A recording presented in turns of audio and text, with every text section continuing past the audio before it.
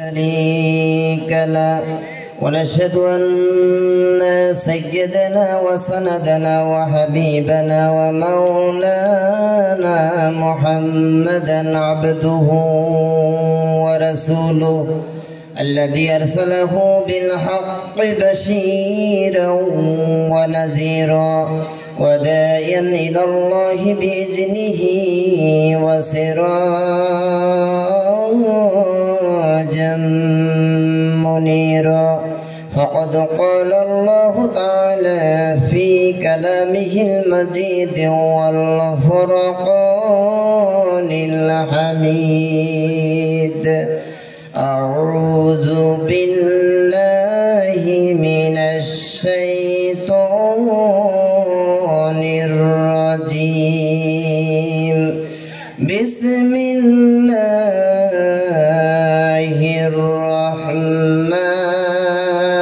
الرحمن الرحيم إنما وليكم الله ورسوله والذين آمنوا الذين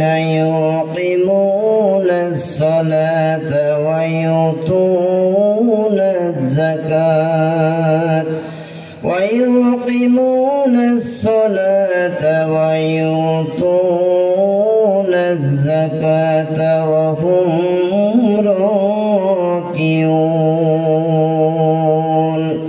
وقال تعالى في شان حبيبه إن الله وملائكته يصلون على النبي يا أيها الذين آمنوا صلوا عليه وسلموا تسليما اللهم সবাই একটু জোরে সরে পড়ি سيدنا مولانا محمد وعلى آله سيدنا مولانا محمد اللهم صل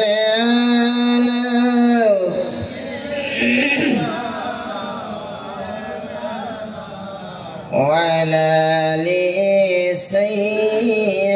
سيدنا مولانا محمد مصطفى مر وصاي حسنا রাতের আধারে যেন চাঁদ মধু জোছনা আল্লাহুম্মা সাল্লি আলা মাওলানা মুহাম্মদ ওয়ালা আলি মাওলানা মুহাম্মদ সবাই একটু জিকির করি লা ইলাহা সুবহানাল্লাহ আলহামদুলিল্লাহ লা ইলাহা লা ইলাহা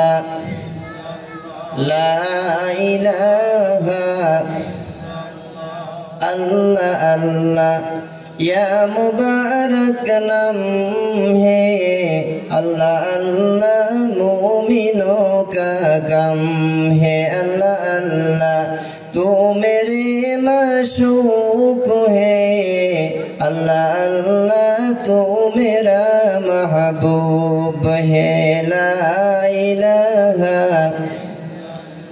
ला इलाहा لا إله إلا الله محمد رسول الله সবাই বলি সাল্লাল্লাহু সবার প্রতি আমার অন্তরের অন্তরস্থল থেকে আবার সালাম জানাই আসসালামু আলাইকুম ওয়া রাহমাতুল্লাহি তাআলা ওয়া বারাকাতুহু সালাম দেওয়া থেকে আপনারা অসন্তুষ্ট? সালাম দেওয়া কত নেকি, আর জবাব দিলে এই জন্য কি আপনারা জবাব দিচ্ছেন না? না, মুসলমানের যেগুলি হক আছে তার ভিতরে একটা হক হলো একজন মুসলমানের সঙ্গে যখন আরেকজন মুসলমানের দেখা হয় তার 6টি হক আছে, তার ভিতরে একটা হলো সালাম বিনিময় করতে হবে, ঠিক কিনা? এই সংস্কৃতিটা আজকের সমাজের ভিতরে নাই। আজকের সমাজে এই সংস্কৃতি না থাকার কারণে সমাজে আস্তে আস্তে আস্তে আস্তে পশ্চিমা বিশ্বের অসভ্য সংস্কৃতি ছেয়ে গেছে, বিদায় প্রত্যেকটি পরিবারে আজকে অশান্তি লেগে আছে, ঠিক কিনা? ভুল বললাম? যদি বিশ্বনবীর আকীদা আমাদের ভিতরে থাকতো, প্রত্যেকটি মুসলমানকে সালাম দিত, স্বামী স্ত্রীকে সালাম দিত, সন্তান পিতাকে সালাম দিত, বন্ধু বন্ধুকে সালাম দিত, শিক্ষক ছাত্রকে সালাম দিত, তাহলে এই পরিবারে আল্লাহ রহমত বরকতে ভরপুর করে দিত, ঠিক কিনা? এই সালাম আজকে এই সংস্কৃতি আমাদের কাছ থেকে উঠে গেছে, যার দরুন আজকে শিক্ষকের কাছে ছাত্রের মর্যাদা নাই, ছাত্রের কাছে শিক্ষকের মর্যাদা নাই,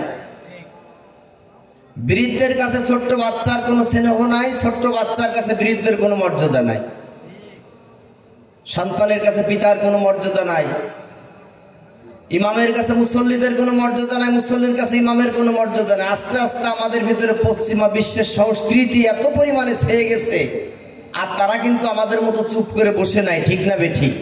তারা বসে নাই, তারা রাত্রে ঘুমায়ে ঘুমায়ে পরিকল্পনা করে কিভাবে ইমানদারের ইমানকে আস্তে আস্তে আস্তে আস্তে নষ্ট করে দেওয়া যায়। এই পরিকল্পনা তারা করে বিভিন্ন শখ তারা আমাদের এই সমাজে এঁটে দিয়েছেন, ঠিক না বেঠিক? হাদিস শরীফে এসেছে ইবাদতের কবুলতের শর্ত হলো 4টা। আপনারা শুনতেছেন তো? ইবাদত কবুলতের শর্ত কয়টা? তার ভিতরে একটা হলো হালাল রিজিক হতে হবে। আপনি হারাম রিজিক খেয়ে 100বার কাবা শরীফে সিজদা করবেন, আপনার কোনো সিজদা আল্লাহর দরবারে কবুল হবে না।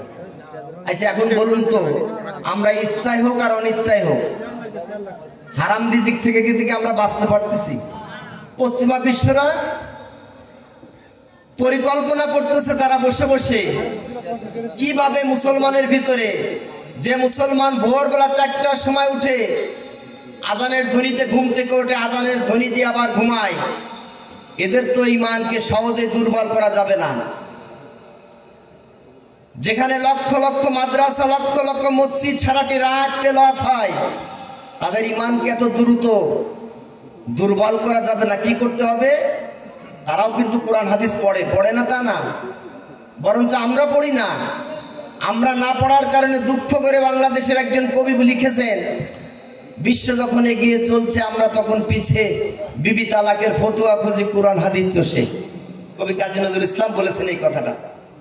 আজকে এই কোরআন মুসলমানেরা ডাস্টবিনে ছুঁড়ে ফেলার কারণে এই কোরআন আজকে ইহুদি নাসারারা গ্রহণ করেছেন। কোরআনের প্রত্যেকটা অক্ষরকে তারা ভেঙে ভেঙে ভেঙে ভেঙে তারা এই কোরআনকে গবেষণা করে করে আজকে তারা মঙ্গল গ্রহে যায়, মাটির নিচে খনিজ সম্পদ বের করে, আর মুসলমানেরা সর্বোচ্চ রাত্রে বউ তালাক দেয়, সকালে হুজুরের কাছে আসে কোরআন অনুযায়ী আবার নেওয়া যাবে কি করে সেই ফতোয়া নীতি। ভুল বললাম? আজকে কোরআন দিয়ে মুসলমানেরা গবেষণা করে না মাটির নিচে কি আছে, গবেষণা করে না মঙ্গল গ্রহে কিভাবে যেতে হবে, চন্দ্রে কিভাবে যেতে হবে, এটা মুসলমানেরা গবেষণা করে না। মুসলমান গবেষণা করে রাত্রে বউ তালাক দিয়েছেন, সকালে চায়ের দোকানে যায়, হুজুরের কাছে যে কোরআন অনুযায়ী আবার বউকে কিভাবে নেওয়া যাবে এই ফতোয়া শোনার জন্য। ঠিক বললাম না ভুল বললাম? এই জন্য আজকে সংস্কৃতি আমাদের ভিতরে ছেয়ে গেছে। আমার ভাইরা, এই জন্য আমি আপনাদের সন্তান হয়ে আবার আমি সালাম বিনিময় করব। যদি জবান আল্লাহ দিয়ে থাকে, এই জবান দিয়ে সালামের উত্তর দিবেন সবাই। আসসালামু আলাইকুম ওয়া রাহমাতুল্লাহি তাআলা ওয়া বারাকাতুহু। যদিও আজকে আমাদের লোক কিছু কম, তার কিছু কারণও আছে। আজকে আমাদের আশেপাশে 4টা মাহফিল হচ্ছে। কয়টা? কিন্তু মহল্লা তো এতটুকানি, এর ভিতরে 4টা মাহফিল। এরপরও এই মাহফিল কেন্দ্রিক যে মানুষগুলি এসেছেন, এরা সবাই কি এই প্যান্ডেল এসেছে? আমার মনে হয় যে এখানে যে লোক আছে, এমন এমন দোকানের চেয়ে বেশি লোক আছে না নাই? সুতরাং এখানে সবাই ইচ্ছা করলো আসতে পারবে না। এখানে আল্লাহ যাকে কবুল করবে সেই আসবে। আপনাদের কি মন খারাপ? আপনারা আসতে পেরে কি মন খারাপ? আপনারা এখন কোথায় বসে আছেন? জান্নাতের বাগানে। কোনো সন্দেহ আছে না? কোনো সন্দেহ আছে? আজকের মাহফিল যদি কবুল হয়ে যায়, এই মানুষগুলি যদি রাত্রে মারাও যায়, সব মানুষগুলি জান্নাতি মানুষ হয়ে যাবে। বলেন সুবহানাল্লাহ। দিবে কে? আল্লাহ রাব্বুল আলামিন জানিয়ে দিলেন, দুনিয়ার ভিতরে যখন কোরআনের কথা হয়, হাদিসের কথা হয়, এই মাহফিলটা এত দামি, এত দামি, এত দামি। বিশ্ব নবী সাল্লাল্লাহু আলাইহি সাল্লাম সাহাবীদেরকে নিয়ে বললেন, ও আমার সাহাবীরা, তোমরা কি জানো কাল কিয়ামতের মুসিবতের কালে যখন মানুষের মাথার সামান্য একটু উপরে সূর্যটা থাকবে, ঘিলুগুলি টকবক করে নিচেই জমিনে গলে গলে পড়তে থাকবে। পেরেশানি করতে করতে কোনো মানুষের ঘাম তার পায়ের গিরা পর্যন্ত হয়ে যাবে, কারোর হাঁটু পর্যন্ত, নাভি পর্যন্ত হয়ে যাবে, কারোর বুক পর্যন্ত হয়ে যাবে। আল্লাহ রাব্বুল আলামিন কিছু মানুষকে ওই সময় বেছে বেছে আল্লাহর আরশে আজিমের ডান পাশে স্থান দান করবেন। বলেন সুবহানাল্লাহ। সাহাবীরা বললেন, ইয়া রাসূলুল্লাহ, ইয়া হাবিবাল্লাহ, এই মানুষগুলো কি সিদ্দিক, শহীদ এবং নবীগণ হবে কিনা? আল্লাহ নবী বললেন, না না না, শহীদও হবে না, সিদ্দিক নবীগণ হবে না। ওই মানুষগুলি তারাই হবে যারা দুনিয়ার জিন্দেগিতে যখন কোরআনের কথা হতো, হাদিসের কথা হতো, দিনের কথা হতো, চাতক পাখির মতো বিভিন্ন গোত্র থেকে একত্রিত হয়ে চাতক পাখির মতো এই কোরআনের দামি কথাগুলি শোনার জন্য বসে যেত। তাদের একটাই উদ্দেশ্য ছিল, এই মাহফিলের ওসিলা করে যেন আল্লাহ রাব্বুল আলামিন আমাদের মাফ করে দেন। ওই মানুষগুলি আল্লাহ রাব্বুল আলামিন যে মাহফিলগুলি কবুল করেছে, ওই মাহফিলের ওই মানুষগুলিকে আল্লাহ রাব্বুল আলামিন বেছে বেছে ওই দিন আরশে আজিমের ডান পাশে স্থান দান করবেন। আমার ভাইরা, ওই দামি মানুষগুলিকে আমরা হতে পারি না? পারি কি পারি না? আমাদের আশা আছে না? আল্লাহ তো দেওয়ার জন্যই প্রস্তুত আছে। কিসের জন্য? উম্মতে মুহাম্মাদের এত দাম আল্লাহ দিয়েছেন। আল্লাহ বলতেছেন, আমি আর কোন নবীর উম্মতদেরকে এত দাম দেইনি, কোন নবীর উম্মতের এত দাম দেয়নি যত দাম দিয়েছে উম্মতে মুহাম্মাদীকে। আল্লাহ রাব্বুল আলামিন বলেন, সমস্ত নবীর উম্মতের আমি আল্লাহর কাছে চাই, তারপর আমি দিব কি না দিব বিবেচনা করি, কিন্তু উম্মতে মুহাম্মাদী আমার কাছে চাওয়ার আগেই আমি আল্লাহ রাব্বুল আলামিন তাদেরকে দিয়ে দিই। আমার কাছে চাইতে হবে এই আসামে বসে থাকি নে, তাদের জন্য, উম্মতে মুহাম্মাদীর জন্য। আর সমস্ত নবী আম্বিয়া কিরামের উম্মতেরা চাইবে, আমি আল্লাহ দিব কি না দেব বিবেচনা করে দেখব, কিন্তু উম্মতে মুহাম্মাদী চাইবে, তারপরে দেবে, এই আসামে আল্লাহ বসে থাকি না। কত দাম আপনার আমার, কত দাম! শুধু তাই নয়, আল্লাহ রাব্বুল আলামিন জানিয়ে দিলেন, উম্মতে মুহাম্মাদীকে আমি আল্লাহ রাব্বুল আলামিন এত দাম দিয়েছি, প্রতিদিন 5 বার করে আমি তাদেরকে আহ্বান করি, কোন উম্মত আছো আসো, কোন উম্মত আছো আসো, আমি জান্নাতের চাবি নিয়ে তোমাদের জন্য বসে আছি, জান্নাতের চাবি নিয়ে যাও। আর কোন উম্মতকে মর্যাদা আমি দেইনি, কোন উম্মতকে মর্যাদা দেয়নি, শুধু উম্মত মুহাম্মাদীকে আমি আল্লাহ প্রতিদিন 5 বার করে আহ্বান করি, কে আসো, কোন উম্মত আছে, কোন বান্দা আসো, আমার রাসূলের প্রিয় হাবিবের কোন বান্দা আসো, উম্মত আসো, চলে আসো, আমি তোমাদের জন্য জান্নাতের চাবি নিয়ে বসে আছি। বলেছে, আসসালাতু মিফতাহুল জান্নাহ, নামাজ হলো কিসের চাবি? নামাজ কিসের চাবি? আর কোন নবীর উম্মতেরা কিন্তু আজান দেয়নি, দিছে নাকি? কোন নবীর উম্মতের আজান দেয়নি। প্রত্যেকদিন 5 বার করে মসজিদের মাইকে আল্লাহ তাআলা আপনাকে আহ্বান করছেন, হাইয়া আলাস সালাহ। ও পৃথিবীর মানুষেরা, ও বিশ্ব নবীর উম্মতেরা, শুনে নাও, শুনে নাও, এই নামাজই তোমার জান্নাতের চাবি। আমি আল্লাহ রাব্বুল আলামিন এই মসজিদের ভিতরে জান্নাতের চাবিটা রেডি করে আসি, কে আছো, কোন সৌভাগ্যবান আছো, আমার কাছ থেকে জান্নাতের চাবি নিয়ে যাও। আমি আজকে জুমার দিনে বলেছি, বারবার আল্লাহ রাব্বুল আলামিন আপনাকে আমাকে জান্নাতের চাবি নেওয়ার জন্য আহ্বান করে। আপনি জান্নাতের চাবি না নিয়ে আল্লাহ রাব্বুল আলামিনের কথাকে আপনি ভাইলেট করে দিচ্ছেন।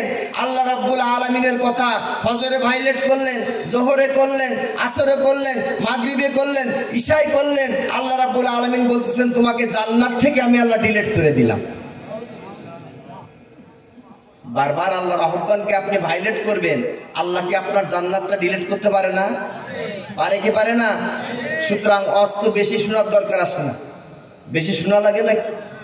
অল্প অজি আপনার নাজাতের জন্য যথেষ্ট, যদি আমরা আমলের নিয়তে শুনতে পারি। ঠিক না বে ঠিক? সুতরাং আমরা এখানে যারা আছি, আমরা কি আমলের নিয়তে এখানে বসে আছি? আমাদের একটাই টার্গেট, কি? জান্নাত। একটাই টার্গেট, কি? জান্নাত। যদি আল্লাহ আমার প্রতি রহম করে, আজকের রজনীটা আমার হয়তো শেষ রজনী হয়ে যেতে পারে। ঠিক না বে ঠিক?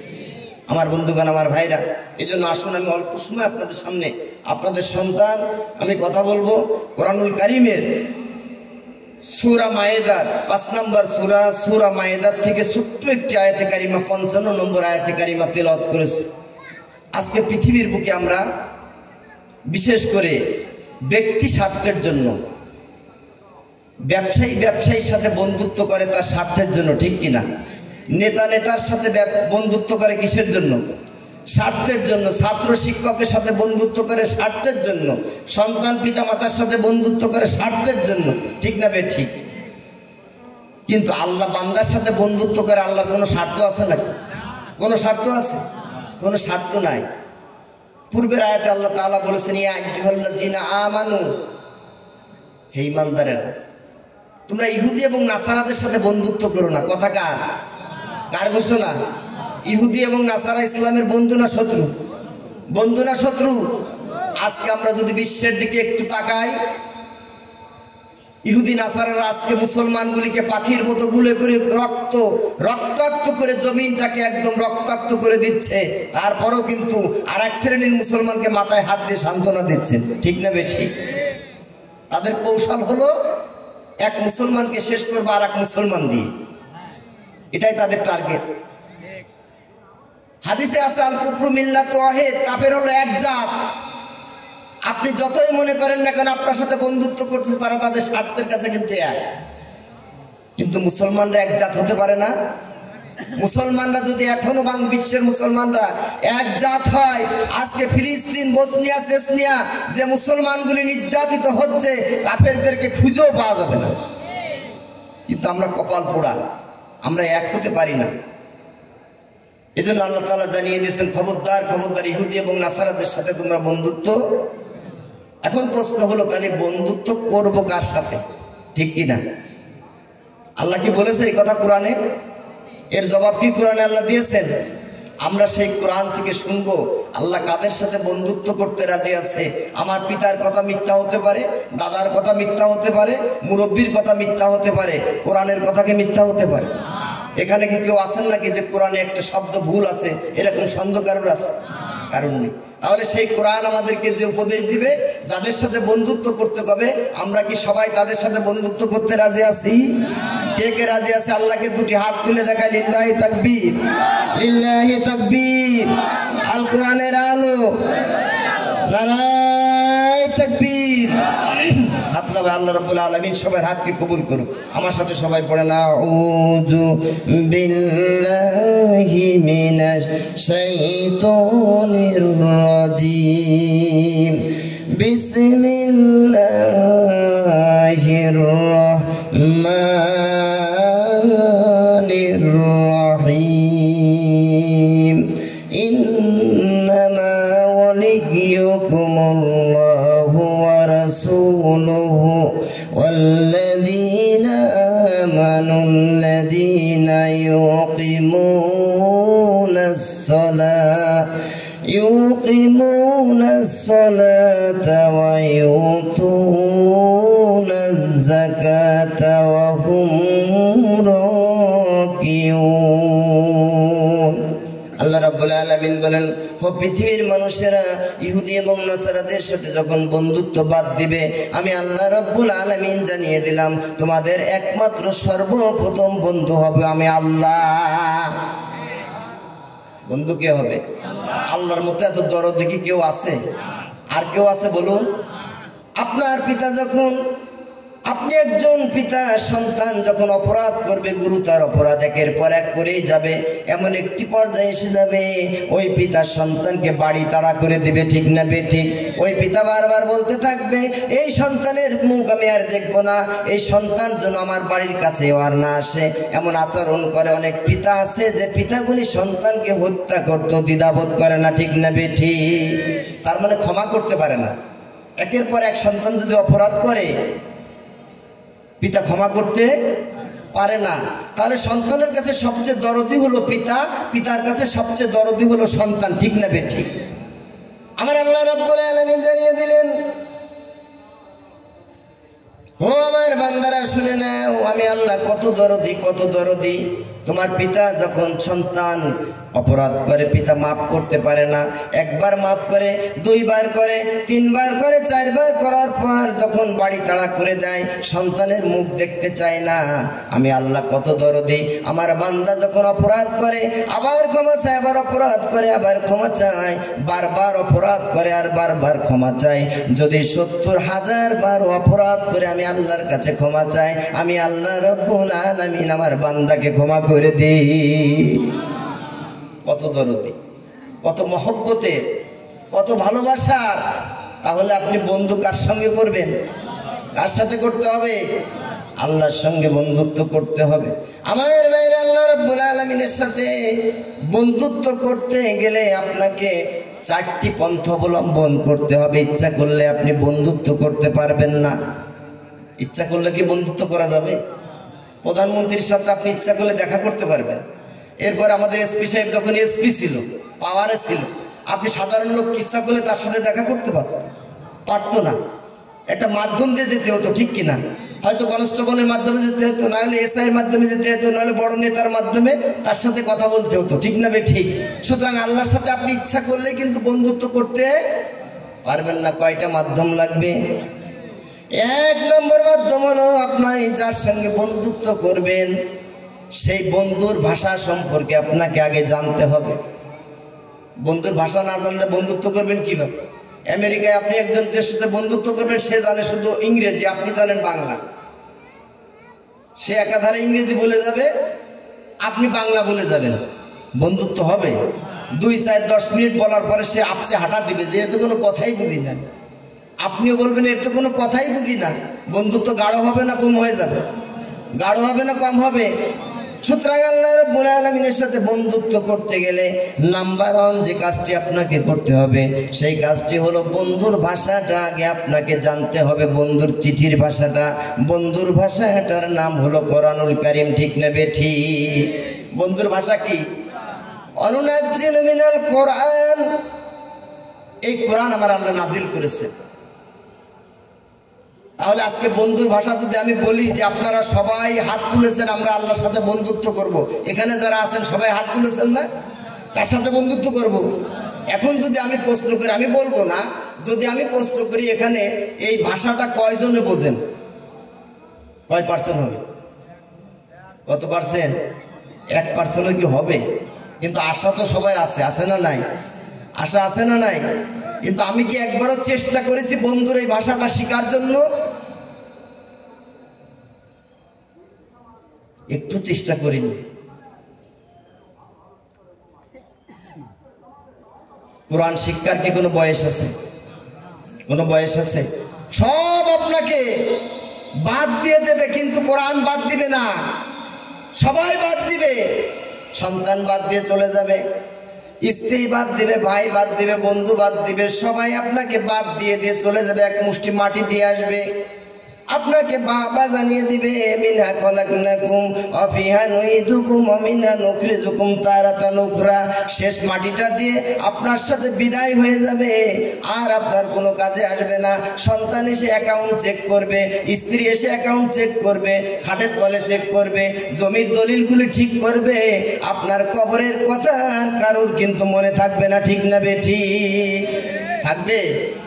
আর যদি এই কোরআনকে মহব্বত করতে পারেন, কোরআনকে ভালোবাসতে পারেন, আমার ভাইয়েরা মৃত্যুবরণ করবেন, কোরআন আপনার মাথার পাশে দাঁড়িয়ে যাবে।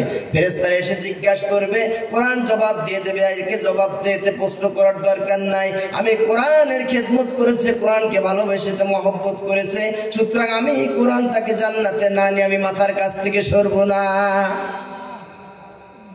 আজকে আমরা বুঝি না। আমি আজকে বলতেছিলাম পৃথিবীর অনেক দেশে যে পরিমাণে গজব হয়েছে, বাংলাদেশে সেই তুলনায় কোনো গজবই নাই। ঠিক না ঠিক? কিছুদিন পূর্বে করোনা এসে গেছেন আমাদের দেশে। বিশেষজ্ঞরা গবেষণা করেছেন, বাংলাদেশে এই করোনা যদি এসে যায় তাহলে বাংলাদেশে লাশ মাটি দেওয়ার জায়গা হবে না, এত পরিমাণে মানুষ মারা যাবে। কিন্তু আসলে কি তাই হয়েছে? আসলে কি তাই হয়েছে? আজ পর্যন্ত বাংলাদেশে কোনো বড় ভূমিকম্প হয় নাই। কি কারণে জানেন? কি কারণে? আমার বন্ধুগণ, আমার ভাইয়েরা, আপনি হয়তো চিন্তা করতেছেন সারাদিন কাজ করে আসে, রাত্রে ঘুমায়ে থাকি, আমি তো ঠান্ডা মানুষের মনের মানুষ, আমি তো নিরীহ মানুষ, আমার পরে আল্লাহ রহমত করেছে। নামাজ নাই, ওযু নাই, গোসল নাই, আপনার জন্য আল্লাহ রহমত করেননি। আল্লাহ রাব্বুল আলামিন বাংলাদেশে 40,000-এর উপরে কোরআনের হাফেজের মাদ্রাসা আছে না নাই? কোরআনের হাফেজের মাদ্রাসা 40,000-এর উপরে। রাত 4টার সময় উঠে ছোট্ট ছোট্ট মাসুম বাচ্চাগুলি ওই শীতের রজনীতে কোরআন তেলাওয়াত করে। আর যেই জমিনে কোরআন তেলাওয়াত হয় ওই জমিনে আল্লাহর গজব আসে না। আপনি তো টের পান না কেন আপনার উপরে গজব আসতেছেন? আপনি টের পান না।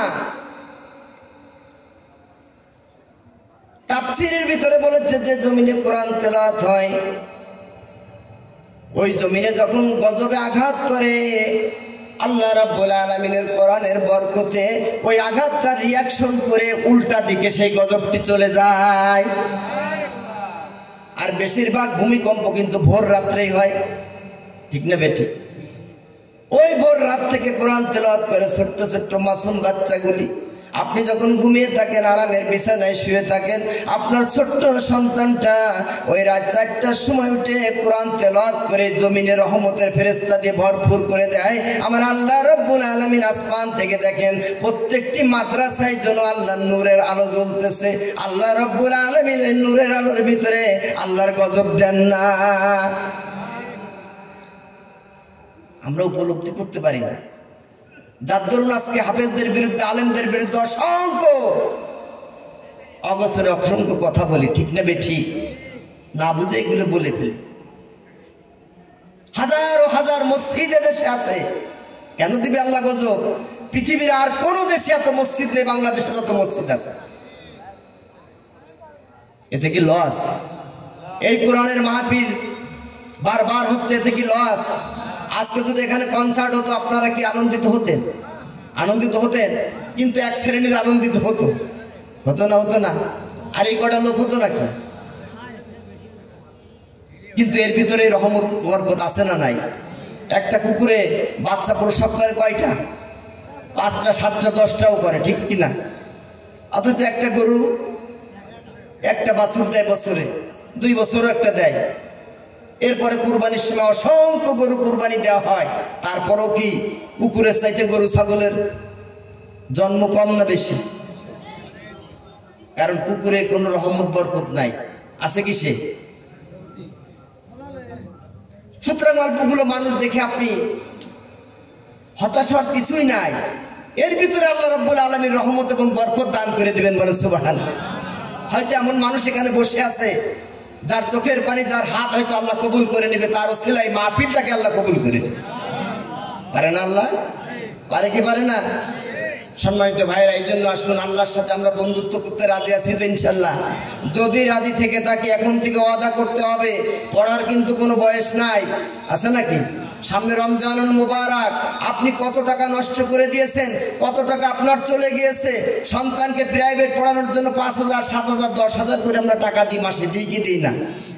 আমার ভাইরা একবারও কি চিন্তা করেছেন আমি কবরে কি নিয়ে যাব? একবারও চিন্তা করলেন আমি কবরে কি নিয়ে যাব? আমার আল্লাহ যে বারবার আমাকে আহ্বান করতেছেন, ইয়া আইয়ুহাল্লাযীনা আমানু লা তুলহিকুম আমওয়ালুকুম ওয়ালা আওলাদুকুম আন যিকরিল্লাহ। আমার আল্লাহ রাব্বুল আলামিন বারবার জানিয়ে দিলেন, ইয়া আইয়ুহাল্লাযীনা আমানু, ও ঈমানদারেরা, আল্লাহ বেঈমানকে কিন্তু আদেশ দেন না। দেয়? বেঈমানের প্রতি ভালোবাসা আছে? কাদের প্রতি আছে? ঈমানদারের প্রতি আমার আল্লাহর ভালোবাসা। আমার আল্লাহ চায় না আমার কোনো ঈমানদার জাহান্নামে যাক, কোনো ঈমানদার জাহান্নামে যাক, আমার আল্লাহ চায় না। বারবার কোরআনে সতর্ক করে দিলেন, ইয়া আইয়ুহাল্লাযীনা আমানু লা তুলহিকুম আমওয়ালুকুম ওয়ালা আওলাদুকুম আন যিকরিল্লাহ। তুমি আজকে সন্তানের পিছে দৌড়াচ্ছ, সম্পদের পিছে দৌড়াচ্ছ, তুমি ভুল করো। তুমি সম্পদের পিছে দৌড়াতে যে আমি আল্লাহকে স্মরণ করার সময় পাও না, সন্তানকে মানুষ করতে যে আমি আল্লাহকে স্মরণ করার সময় পাও না, তুমি কিন্তু ভুল করতেছো। আর যে ভুল করতেছে এই ভুল আর কোনোদিন পুষাইতে পারবে না। পারবেন? আপনি সম্পদের পিছনে ছুটতেছেন আর ছুটতেছেন, আল্লাহকে ইবাদত করার সময় পাননি। বিরুদ্ধ বয়সে হজ করে নিব। আপনি কি বিরুদ্ধ বয়স পর্যন্ত বাঁচবেন? কোনো গ্যারান্টি আছে? কোনো গ্যারান্টি আছে? রাত্রে যখন বিছানায় যান, আল্লাহুম্মা বিইসমিকা আমুতু ওয়া আহইয়া বলি কিনা? আল্লাহ আপনার নামে কি করলাম? মৃত্যুবরণ করলাম। যদি আপনার যদি রহমত হয়, আমার প্রতি যদি আপনি রহম করেন, সকালে আপনি আমাকে জীবিত করে না, তা না হলে এই আমার জীবনের শেষ। একবার কি ভেবে দেখেছেন একটু? এই চিন্তা আমরা একটু করি না। সুতরাং যদি এই চিন্তা করতাম, আপনার সম্পদ করাতে আল্লাহ নিষেধ করেননি, করেছেন না? সন্তান মানুষ করাতে আল্লাহ নিষেধ করেছেন, করেননি। কিন্তু তাই বলে আল্লাহকে ভুলে যেয়ে করা যাবে না। আপনি কি একবার ভেবেছেন, আপনি যে সন্তানের পিছনে মাথার ঘাম পায়ে ফেলে পরিশ্রম করে রাতের পর রাত, দিনের পর দিন, ভোরবেলা ইটের ভাটায় যেয়ে কত কষ্ট করে সন্তান লালন পালন করতেছেন, আপনি ফজরের নামাজটা পড়ার সময় পান না? আপনি একবারও ভেবে দেখেছেন, আপনি মারা যাওয়ার পরে আপনার সন্তানকে যদি বলা হয়, তোমার পিতা এত কষ্ট করেছে, এত মহব্বত ভালোবাসা ছিল, মাত্র 2টা দিন এই লাশটা চকি দাও, 2 দিন পরে এসে আমরা তোমার পিতাকে মাটি দিব, কোনো সন্তান রাজি হবে? হবে? তাদের জন্য করলেন, তাদের জন্য করলেন। আজকে যে সম্পদের পিছনে আপনি ছুটতেছেন আর ছুটতেছেন, আল্লাহর ইবাদত করার সময় পান না, এত ব্যস্ততা। আপনি একবারও ভেবে দেখেছেন, আপনাকে যে জায়গায় মাটি দেওয়া হবে, জায়গাটি আপনার নামে থাকবে কিনা? থাকবে? ওয়ারিসের নামে চলে যাবে, আপনার কিছুই থাকবে না। আপনার কি থাকবে? নেক আমল থাকবে। আমার ভাইরা, আমি এই জন্য আপনাদের সন্তান হিসেবে দায়িত্ব নিয়ে আমি বলতে চাই, আসুন, আমরা যারা ভুলের ভিতরে আছি, আমাদের বিভিন্ন মত পথ থাকতে পারে, আকীদাগত সমস্যা থাকতে পারে, কিন্তু আমরা যেই জায়গাগুলি এক জায়গায় আছি, এক মতে আছি, সেই জায়গাগুলি আমাদেরকে ঐক্যমত থাকতে হবে। ঠিক কিনা? ঠিক। মসজিদের ব্যাপারে কোনো দ্বিমত আছে? আজানের ব্যাপারে দ্বিমত আছে, কোরআনের ব্যাপারে দ্বিমত আছে, রসুলের ব্যাপারে দ্বিমত আছে, ইসলামের ব্যাপারে কারোর দ্বিমত আছে। সুতরাং যদি এইগুলি না থেকে থাকে, আজকে কোরআনের ব্যাপারে আমরা কোনো দল নাই, মত নাই, সকলে কোরআনের ব্যাপারে ঐক্যবদ্ধ হতে রাজি আছে তো ইনশাল্লাহ? আমাদের রসুলের ব্যাপারে সবাই ঐক্যবদ্ধ হতে রাজি আছে তো ইনশাল্লাহ? আমি যে দলই করি না কেন, আমার রসুলকে যদি কেউ আজকে ব্যঙ্গাত্মক করে, রসুলের সুন্নাত নিয়ে যদি কেউ টানাটানি করে, আমার আর কোনো দল দেখার সময় নাই। আমি সব একত্রিত হয়ে এই জমিন থেকে তাকে উৎখাত করে ছাড়বো ইনশাল্লাহ। রাজি আছি না সবাই ইনশাল্লাহ? সবাই রাজি আছে কিনা? আর যদি এরপরও যদি আপনি মাথাটাকে নিচে করে রেখে ভদ্র সেজে বেড়ান, আপনার রসুলের সুন্নাতকে নিয়ে আজকে টানা হেঁচড়া আরম্ভ করেছে, সুতরাং আপনার মতো লোক ভদ্র লোক না, আপনি হলেন ভদ্র শয়তান। মানতে হবে আমার ভাইরা, আমার বন্ধুগণ। এই জন্য আমি আপনাদের সন্তান হিসেবে বলতে চাই, আল্লাহর সাথে বন্ধুত্ব করতে হলে 4টি মাধ্যম লাগবে।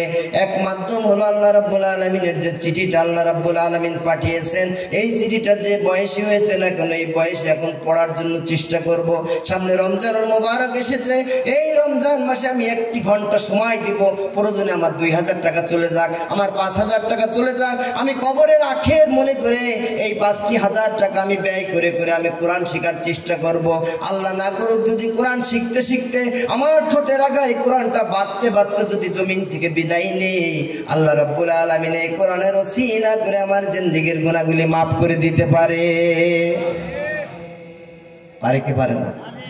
2 নম্বর হলো আল্লাহ রাব্বুল আলামিন এই কোরআনের মাধ্যমে আল্লাহ কি জানাইতে চেয়েছেন? কোরআনের ভিতরে অর্থনীতি আছে, কোরআনের ভিতরে রাজনীতি আছে, কোরআনের ভিতরে সমাজনীতি আছে, কোরআনের ভিতরে ব্যবসা নীতি আছে। এমন কোন সাবজেক্ট, এমন কোন বিষয় নাই যে বিষয়টা আমার আল্লাহ রাব্বুল আলামিন কোরআনের ভিতরে দেন নাই, ঠিক না বেঠিক? সুতরাং যদি এখন কেউ বলেই থাকে এই কোরআনে কোনো রাজনীতি নাই, সে বোকার স্বর্গে বাস করে। কোরআনটাই হলো একটা রাজনীতির কিতাব, ঠিক না বেঠিক? এখন যদি আপনি বলেন না এই মাটির উপরে কোনো রাজনীতি, মাটির উপরে আছে, মাটির নিচে কোনো রাজনীতি নাই। মাটির নিচে রাজনীতি আছে না নাই?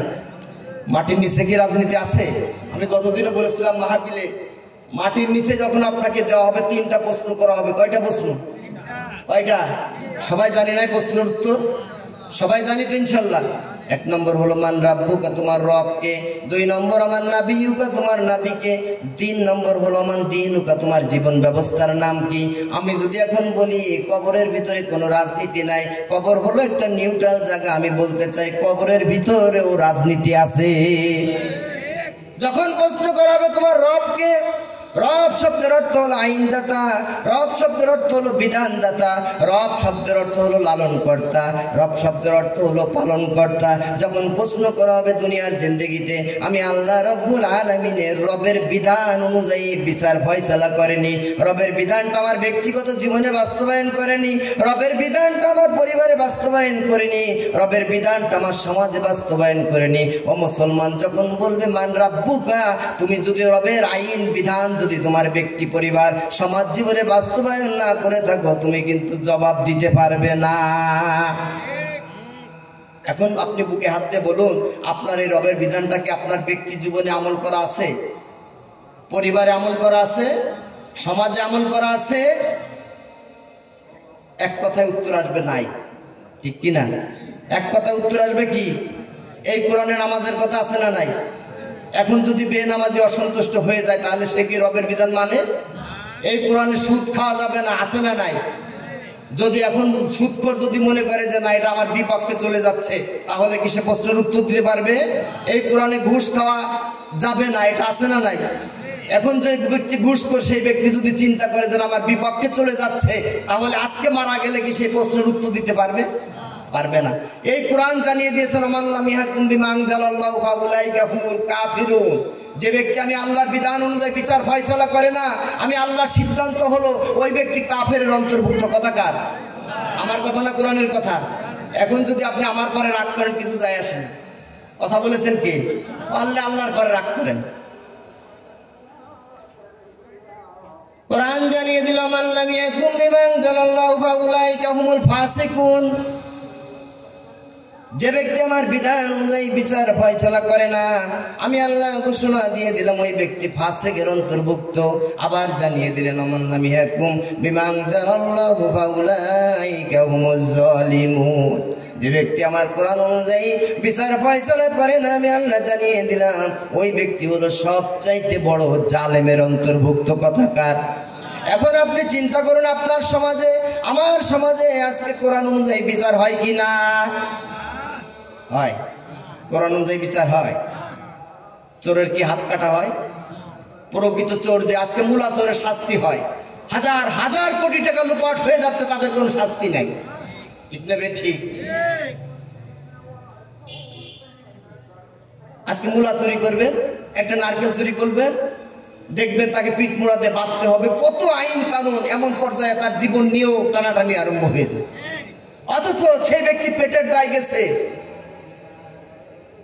অথচ যারা হাজার ও হাজার কোটি টাকা এই দেশ থেকে চুরি করে বাইরে পাচার করে অট্টালিকার পাহাড় গড়তেছেন, আজকে তাদের কোনো বিচার নাই। তাহলে কি আমরা আমাদের কোরআন অনুযায়ী বিচার ফয়সালা করি? করি না। যদি আজকে কোরআন অনুযায়ী আজকে বিচার ফয়সালা করতে পারতাম, প্রত্যেকটি পরিবারে আজকে শান্তি ফিরে আসতো, ঠিক না বেঠিক? প্রতিটা পরিবারে শান্তি আসতো, প্রত্যেকটি সমাজে আজকে শান্তি আসতো। কিন্তু আজকে সমাজে শান্তি নাই। না থাকার একটাই কারণ, সেটা হলো আজকে কোরআনের বিধান যে আল্লাহ জানিয়ে দিলেন, এই কোরআনের বিধান অনুযায়ী আজকে আমাদের ব্যক্তি পরিবার এবং সমাজ জীবন বাস্তবায়ন নাই, ঠিক না বেঠিক? সুতরাং আজকের থেকে আমরা যদি সিদ্ধান্ত নিয়ে থাকি, যদি কোরআনের বিচার ফয়সালা যদি আমাদের ব্যক্তি পরিবারে আমরা আজকের থেকে প্রতিষ্ঠিত করতে চাই, যদি আমার সমাজে প্রতিষ্ঠিত করতে চাই, আমার রাষ্ট্রে যদি প্রতিষ্ঠিত করতে চাই, তাহলে আজকের থেকে এই কোরআন অনুযায়ী প্রত্যেকটি মানুষকে সেই মানসিকতা তৈরি করতে হবে। পারবো না ইনশাল্লাহ? আমরা পারবো না ইনশাল্লাহ? কারণ জবান দিয়েছেন কে? শক্তি দিয়েছেন কে? সম্পদ দিয়েছেন কে? আমার বলতে কিছুই নাই। আমি কাল কিয়ামতের মুসিবতের গেলে আল্লাহর কাঠগড়ায় দাঁড়িয়ে আমি কোনো জবাবদিহি করতে পারবো না আল্লাহর কাছে। আজকে যে জানের মহব্বত আমি করি, যে মালের মহব্বত আমি করি, আল্লাহ বলতেছেন ইন্নাল্লাহ আশতারা মিনাল মুমিনিনা আনফুসাহুম ওয়া আমওয়ালাহুম বিআন্না লাহুমুল জান্নাহ। তুমি যে মুমিন দাবি করো, তোমার জান এবং মাল আমি আল্লাহ খরিদ করে নিয়েছি, বিনিময়ে তোমাকে জান্নাত দিব। জানমাল বিক্রি করে দিয়েছে কিসের বিনিময়ে? কিসের বিনিময়ে? সুতরাং আপনি জান্নাতও নিবেন, জান এবং মালেরও মহব্বত করবেন, তাহলে আপনার জান্নাত নসিব হবে না। এই জন্য যে জান আল্লাহ দিয়েছেন, যে মাল আল্লাহ দিয়েছেন, একমাত্র সে আল্লাহর পথেই খরচ করতে হবে, ঠিক কিনা? এই জন্য আমার ভাইরা আসুন, যদি আমরা 1 নম্বর বন্ধুত্ব করবো কার সাথে? আল্লাহর সাথে বন্ধুত্ব করতে গেলে কয়টা মাধ্যম লাগবে? 4টা মাধ্যম লাগবে। 2 নম্বর মাধ্যম হলো আল্লাহ রাব্বুল আলামিনের যে বিধান আছে, এই বিধানটি এখন বাংলায় অনেক তর্জমা বের হয়েছে। কোরআনের বের হয়েছে কিনা? অনেক তর্জমা বের হয়েছে। আমরা যদি একটু চেষ্টা করি, তাহলে আমরা এই তর্জমাগুলি দেখে দেখে আমরা এই আল্লাহ রাব্বুল আলামিন তার বাণীতে যে কি জানাইতে চাইছেন, আমরা একটু যদি চেষ্টা করি, আমরা কিন্তু বুঝতে পারবো, ঠিক কিনা? যারা আরবি পড়তে পারি না অজুহাত দিয়ে, আমি তো পড়তে পারি না। আরে ভাই, বাংলায় অসংখ্য তাফসীর বের হয়েছে, আপনি একটু দেখেন না। আপনার রব কি পাঠাইলো আপনি একটু চিন্তা করেন, একটু পড়েন। যে পড়তে না পারলে পড়া আলা মানুষের কাছে যান। কিন্তু আজকে আমাদের দুর্বলতা, ইবাদতের ক্ষেত্রে আমি লজ্জা করি। জাহান্নামে চলে যাচ্ছি, তারপর আমি লজ্জা করি। ইবাদতের ক্ষেত্রে কোনো লজ্জা করা যাবে? কোনো লজ্জা করা যাবে না। ইবাদত কৌশলে শিখাইতে হবে, কিন্তু আমাদের দুর্বলতা আছে। আমরা কিছু নতুন মুসল্লি আছি, এই মুসল্লিগুলো যদি মসজিদে কোনো মুসল্লির একটু ত্রুটি পায়, এমন আওয়াজ করি মসজিদে জামাতি নষ্ট হয়ে যায়, ঠিক না বেঠিক? যদি একজন মুসল্লি ওযু করতে যে এদিক ওদিক করে ফেলে, এমন প্রচার করি, ওই ব্যক্তি আর পরক্ষণ মসজিদে আসে না। ভুল বললাম? অথচ আজকে আমরা যাদের উত্তরসূরি, ইমাম হাসান হুসাইন রাদিয়াল্লাহু তাআলা আনহু একজন বৃদ্ধ ওযু করতেছেন।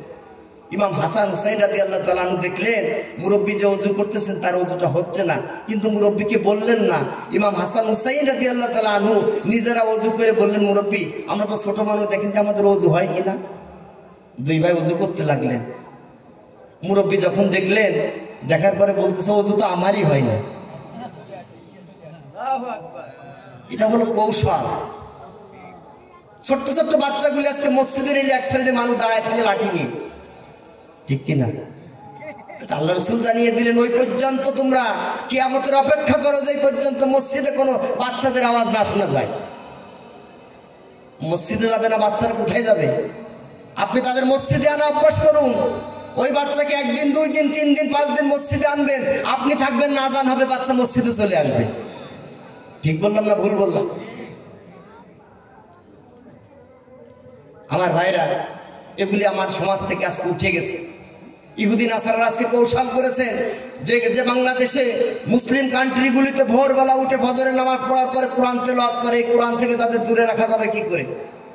তারা কৌশল করে ছোট্ট ছোট্ট কিন্ডারগার্টেনের নামে ছোট্ট ছোট্ট স্কুল করে দিয়েছে, যাতে ভোরবেলা বড় এক বোঝা বই নিয়ে ওই মা ওই পিতা কোরআন তেলাওয়াত বাদ দিয়ে ছোট্ট ছোট্ট বাচ্চাদেরকে নিয়ে হাত ধরে নিয়ে চলে যায়।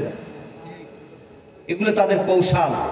এই জন্য আমার ভাইরা আসুন, আমি আপনাদেরকে যে কথা বলতে চাই, আল্লাহ রাব্বুল আলামিন সূরা আল মাইদার 55 নম্বর আয়াতে কারিমা আল্লাহ তাআলা জানিয়ে দিলেন, তিনজনের সাথে তোমার বন্ধুত্ব করতে হবে।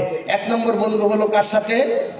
আল্লাহর সাথে বন্ধুত্ব করতে হবে। আল্লাহর সাথে বন্ধুত্ব করতে গেলে কয়টা মাধ্যম লাগবে? 4টি মাধ্যম লাগবে। 1 নম্বর মাধ্যম হলো আল্লাহর কোরআনকে পড়তে হবে। 2 নম্বর মাধ্যম হলো কোরআনুল কারীমটা বুঝতে হবে। 3 নম্বর মাধ্যম হলো এই কোরআনের অর্থ জানতে হবে এবং বাস্তব জীবনে সেটা পালন করতে হবে। 4 নম্বর হলো অন্যদেরকে জানাইতে হবে। শুধু আমি জানি বলে আমি চুপ করে বসে থাকবো আর কাউকে জানাবো না, এটা কিন্তু কোরআনের আদর্শ নয়। 2 নম্বর বন্ধুত্ব কার সাথে করব? রাসূলের সাথে। কার সাথে? কার সাথে? রাসূলের সাথে করব। রাসূলের মতো দরদি পৃথিবীতে আর কেউ আসে নাই। এসেছেন নাকি? কেউ এসেছে? আমার বন্ধুগণ, আমার ভাইয়েরা, পৃথিবীর সমস্ত ছোট্ট বাচ্চাগুলি যখন ভূমিষ্ঠ হয়, ডাক্তাররা বলেছেন যে বাচ্চা না কাঁদে, ডাক্তাররা তাকে বিভিন্ন কৌশলে বাচ্চাটাকে কাঁদায়। কারণ বাচ্চা যদি ভূমিষ্ঠ হওয়ার পরে না কাঁদে, ওই বাচ্চা প্রতিবন্ধী হয়ে যায়, বিকলাঙ্গ হয়ে যায়।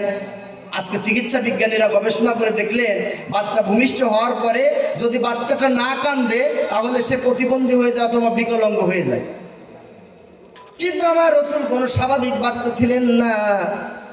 আমার নবী যখন ভূমিষ্ঠ করলেন, আজকের ইসলামবিদরা জানিয়ে দিলেন, তাফসীর কারকরা জানিয়ে দিলেন, বিশ্ব নবী এই কান্দা কাঁদলেন না, বিশ্ব নবী কাঁদলেন ইয়া রব্বি হাবলি উম্মতি। কাদের জন্য কেঁদেছেন? ভূমিষ্ঠ হয়ে আমার রাসূল কেঁদেছেন উম্মতের জন্য। কাল কিয়ামতের মুসিবতের কালে সমস্ত নবীগুলি নাফসি করতে থাকবে, আপনার আমার নবী একমাত্র খালি ইয়া রব্বি হাবলি উম্মতি, ইয়া রব্বি হাবলি উম্মতি বলে উম্মতকে নাজাত দেওয়ার জন্য কাঁদতে থাকবে। এই দরদ আর কারোর আছে? কারোর আছে? হাসরের ময়দানে পিতা সন্তানকে পরিচয় দিবে না, সন্তান পিতাকে পরিচয় দিবে না, নেতা কর্মীকে পরিচয় দিবে না, ইমাম সাহেব মুসল্লিদেরকে পরিচয় দিবে না, কেউ কাউকে পরিচয় দিবে না। এমনকি নবীরা পর্যন্ত যখন দলে দলে তাদের কাছে যাবে, আদম আলাইহিস সালাম বলবেন আজকে সুপারিশ করার এখতিয়ার আমার নাই, তোমরা মুসা আলাইহিস সালামের কাছে যাও। মুসা আলাইহিস সালাম বলবে আজকে আমিও তো অপরাধী, আমার আজকে সুপারিশ করার অধিকার নাই, তোমরা ঈসা আলাইহিস সালামের কাছে যাও। ঈসা আলাইহিস সালাম একই কথা বলে দিবে। সবাই সর্বশেষ বলে দিবে আজকে একজন শুধু সুপারিশ করতে পারবে, তিনি হলেন মুহাম্মদ রাসূলুল্লাহ সাল্লাল্লাহু আলাইহি সাল্লাম। সেই দরদের নবী, সেই নবীর সাথে আমরা বন্ধুত্ব করতে রাজি আছি না সবাই? ইনশাআল্লাহ সবাই রাজি আছি না? এখন রাসূলের সাথে যদি আপনাকে আমাকে বন্ধুত্ব করতে হয়, সর্বপ্রথম যে কাজটি করতে হবে সেই কাজটি হলো রাসূল যেভাবে দাওয়াত দিয়েছেন আপনাকে আমাকে সেইভাবে দাওয়াত দিতে হবে। রাসূল দাওয়াত দিয়েছেন কি পেট পুরার জন্য না দিন কায়েমের জন্য? আপনি আমি যদি পেট পুরার জন্য দাওয়াত দিই, এক হবে দাওয়াত? রাসূল দাওয়াত দিয়েছেন জিলাপির জন্য না ইসলাম কায়েমের জন্য? আপনি আমি দাওয়াত দিই জিলাপি, রাসূল দাওয়াত দিয়েছেন মার খেয়েছেন, আপনি আমি দাওয়াত দিলে টাকা দেয়, এক দাওয়াত হলো? এক দাওয়াত হলো? সুতরাং বুঝতে হবে বিশ্বনবীর যে দাওয়াতে আজও পর্যন্ত এক শ্রেণীর মানুষ তাদের মনের থেকে ভালোবাসতে পারে না, যদি এরকম লোক তৈরি না হয় আপনার দাওয়াতটা সঠিক হচ্ছে না। আছে না নাই? সব দাওয়াত কি একরকম দাওয়াত? সব দাওয়াতগুলি কি একরকম? হক কথাটা আপনি যখন বলতে চাবেন বাতিল, তখন আপনাকে আর ভালোবাসবে না, খুব মহব্বত করে, খুব ভালোবাসে। আমার ভাইয়ের, আমার বন্ধুগণ, বিশ্বনবী সাল্লাল্লাহু আলাইহি সাল্লাম 40 বছর পর্যন্ত, রাসূল 40 বছর নবুয়ত পেয়েছেন। 40 বছরের আগের জিন্দেগিটা যদি আমরা একটু দেখি, ওই নবী যখন ভূমিষ্ঠ হয়েছেন সেইখান থেকে 40 বছর পর্যন্ত মক্কার কাফেরদের কাছে, বড় বড় মুনাফিকদের কাছে, বড় বড় ধনীদের কাছে আমার রাসূলের নাম ছিল আল-আমিন, আল সাদিক। ঠিক না বেঠিক? এক বাক্যে সবাই রাসূলের সিদ্ধান্তকে মেনে নিতেন, সবাই এক বাক্যে রাসূলকে আল-আমিন বলতেন, আল সাদিক বলতেন। কি এত অপরাধ করলেন? যেদিন 40 বছরের নবুয়ত পেয়ে কোরআনের দাওয়াত দিয়ে আরম্ভ করলেন, ওই মানুষগুলি আবার রাসূলকে তাড়ানোর জন্য ব্যস্ত হয়ে গেলেন। কি অপরাধ ছিল রাসূলের? কি অপরাধ ছিল যে যেই ব্যক্তিগুলি তাকে 40 বছরের আগ পর্যন্ত আল-আমিন, আল সাদিক উপাধি দিয়েছেন, এর মতো আর পৃথিবীতে কোনো মানুষ হয় না। অথচ সেই একই ব্যক্তিকে কি এমন বাণী শোনালেন যে বাণী শোনানোর সঙ্গে সঙ্গে রাতের অন্ধকারে মদিনায় চলে যেতে হলো, দান মুবারক শহীদ করতে হলো, রক্তাক্ত অবস্থা অজ্ঞানের জমিনে পড়ে থাকতে হলো। সুতরাং ওই নবিয়ানা দাওয়াত আজও যারা এই জমিনে দিতে যাবে তাদেরকেও দান মুবারক শহীদ করতে হবে, রক্ত দিতে হবে, অঙ্গহানি হতে হবে, এমনকি ফাঁসির কাষ্ঠেও যেতে হতে পারে। ঠিক না বেঠিক? তাতে কোনো আফসোস আছে না? কোনো আফসোস আছে? কোনো আফসোস নাই। কারণ ইমানদার যারা তাদের জান এবং মালকে বিক্রয় করে দিয়েছেন, বিনিময়ে কি নিবেন? জান্নাত নিবেন। আমরা সবাই জান্নাত দিতে রাজি আছি তো? সবাই জান্নাত দিতে রাজি আছি তো ইনশাআল্লাহ? যদি জান্নাত দিতে রাজি থাকে, আজকের থেকে কোনো দল নাই, কোনো মত নাই, প্রত্যেকেরই নেতা হবে নবী মুহাম্মদ রাসূলুল্লাহ সাল্লাল্লাহু আলাইহি সাল্লাম। রাজি আছেন সবাই? কে কে রাজি আছে দুইটি হাত তুলে দেখায়। লিল্লাহি তাকবীর, লিল্লাহি তাকবীর। আমার নেতা তোমার নেতা, আমার নেতা তোমার নেতা। বিশ্বনবীর অপমান সইবে না আর মুসলমান, বিশ্বনবীর অপমান সইবে না আর মুসলমান। রসুলের কোন অপমানকে আমরা সহ্য করব? তখন কোন দল থাকবে? কোন দল আমাদের কাছে আর থাকবে না। সুতরাং আজকের থেকে আমাদেরকে সিদ্ধান্ত নিতে হবে, এই বাংলার জমিনে গ্রাম থেকে, পরিবার থেকে, রাষ্ট্র পর্যন্ত যারা রসুলকে নেতা না মেনে রসুলের আদর্শকে এই জমিনে বাস্তবায়ন করতে দিবে না, তারা আমাদের কোনোদিন বন্ধু হতে রাজি আছি তো সবাই ইনশাল্লাহ? রাজি আছি তো সবাই ইনশাল্লাহ? তাহলে আমার রাসূল সাল্লাল্লাহু আলাইহি ওয়াসাল্লাম যেভাবে দাওয়াত দিয়েছেন ওইভাবে দাওয়াত দিতে হবে। 2 নম্বর হলো রাসূল যেটা আদেশ করেছেন ওটা মানতে হবে, রাসূল যেটা নিষেধ করেছেন ওটা বর্জন করতে হবে। রাসূল যেটা আদেশ করেছেন ওটা কি করব? যেটা নিষেধ করেছেন বর্জন করব। রাজি আছি তো সবাই ইনশাল্লাহ? সবাই রাজি আছি তো? শুধু এই বাউন্ডারির ভিতরে না বাইরেও? এখানেই মানবো না বাইরেও মানবো? আজকের থেকে যদি আমরা এটা মানতে পারি, আমাদের ব্যক্তি জীবনটা সার্থক হয়ে যাবে, আমাদের পরিবারটা সার্থক হয়ে যাবে, সমাজটা সার্থক।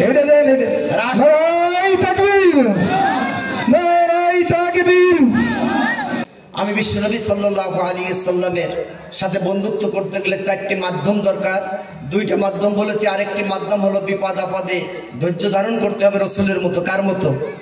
বিপদ আপদে ধৈর্য ধারণ করতে হবে কার মতো?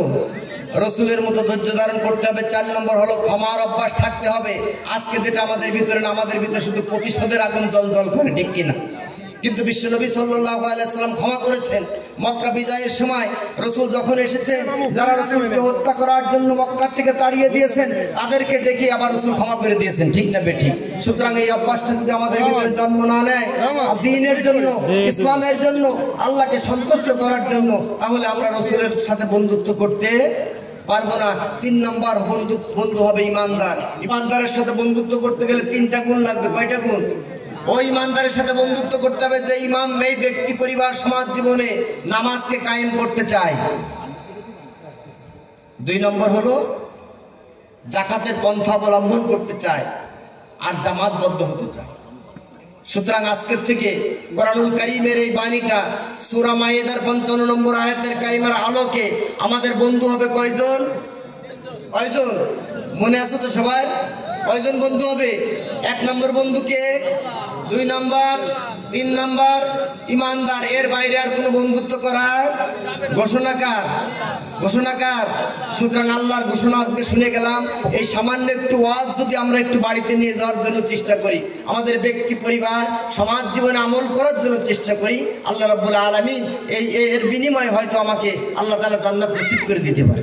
সম্মানিত ভাইরা, এই জন্য আসুন আপনাদের সকলের জন্য আমি দোয়া করি, আমার জন্য আপনারা দোয়া করবেন। আপনাদের সন্তান, মুক্তসার কিছু কথা বললাম, যদি কোনো ত্রুটি বিচ্যুতি হয়ে থাকে ক্ষমা দৃষ্টিতে দেখবেন। আল্লাহ রাব্বুল আলামিন আপনাদের সকলকে, আমি সহ আল্লাহ তাআলা যেন আমাদের সবার জিন্দেগীর গুনাহগুলি আল্লাহ মাফ করে দেন।